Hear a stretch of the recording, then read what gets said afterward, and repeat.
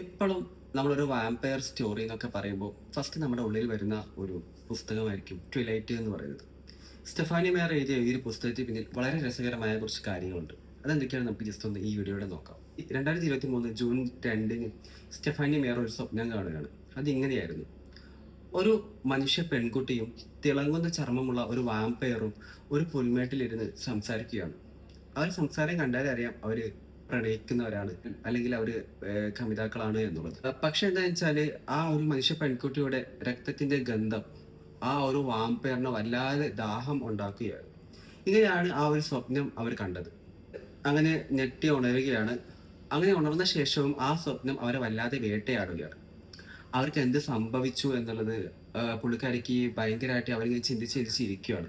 ആ പെൺകുട്ടിക്ക് എന്ത് സംഭവിച്ചു, അല്ലെങ്കിൽ ആ വാമ്പയറിന് എന്ത് സംഭവിച്ചു എന്നുള്ളത് അവരിങ്ങനെ ചിന്തിച്ച് അതൊരു കഥയായിട്ട് എഴുതി വെക്കാൻ വേണ്ടി അവർ തീരുമാനിക്കുകയാണ്. അവർ ആദ്യമായിട്ട് എഴുതിയതും അതാണ്. കാരണം നമ്മളിപ്പം ഈ പുസ്തകത്തിലെ 13-ാം അധ്യായത്തിൽ വായിക്കുന്ന പോലെ ആ ഒരു പുൽമേട്ടിലിരുന്ന് ആ നായകനും നായികയും സംസാരിക്കുന്ന രംഗമാണ് അവർ ആദ്യമായിട്ട് എഴുതി തീർത്തത്. ആദ്യഘട്ടങ്ങൾക്ക് ഇതിലെ കഥാപാത്രങ്ങൾക്ക് പേരില്ലായിരുന്നു.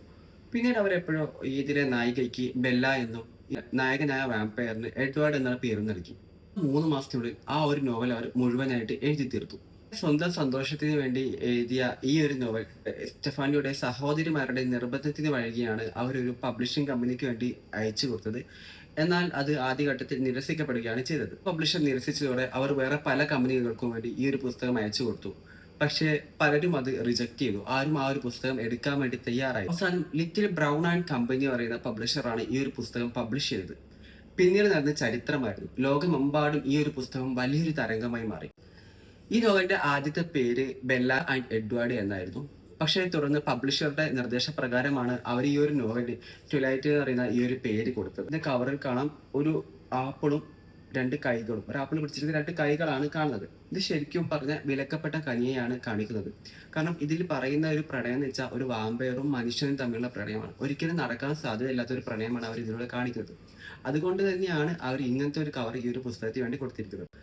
പൊതുവെ നമ്മളെല്ലാ വാമ്പയർ സ്റ്റോറീസ് കാണുമ്പോഴും അവർ മനുഷ്യരക്തം കുടിക്കുന്ന ദുഷ്ടന്മാരായിട്ടുള്ള വാമ്പയറായിട്ടാണ് കാണിച്ചിരിക്കുന്നുണ്ടാവുക. എന്നാൽ അതിൽ നിന്നൊക്കെ തികച്ചും വ്യത്യസ്തരായിട്ടാണ് ഇതിലെ കൊളൻസ് ഫാമിലിയെ കാണിച്ചിരിക്കുന്നത്. കാരണം അവർ വെജിറ്റേറിയൻ വാമ്പയേഴ്സ് ആണ്. അവർ മനുഷ്യരക്തം അല്ല കുടിക്കുന്നത്. അന്നത്തെ കാലത്ത് അതൊരു വളരെ പുതുമയുള്ള ഒരു പ്രമേയമായിരുന്നു. അതുകൊണ്ടൊക്കെ തന്നെ വളരെ വ്യത്യസ്തകരമായ ഒരു പുസ്തകം തന്നെയാണ് ഈ ട്വിലൈറ്റ് സാഗ എന്ന് പറയുന്ന ഈ ഒരു സീരീസ് എന്ന് പറയുന്നത്. ആ ഒരു സാധാരണ വീട്ടമ്മയായിട്ടുള്ള സ്റ്റെഫാനി മേയർ കണ്ട ഒരു സ്വപ്നമാണ് ഇന്ന് ലോകമെമ്പാടും ആരാധകരുള്ള ട്വിലൈറ്റ് എന്നുള്ള ഈ ഒരു പുസ്തകത്തിന് ആധാരം. ഇതുപോലെ ഇൻട്രസ്റ്റിംഗ് ആയിട്ടുള്ള മറ്റു പല പുസ്തകങ്ങളുടെ വിശേഷങ്ങളായിട്ട് വീണ്ടും കാണാം. അതുവരെ ബൈ.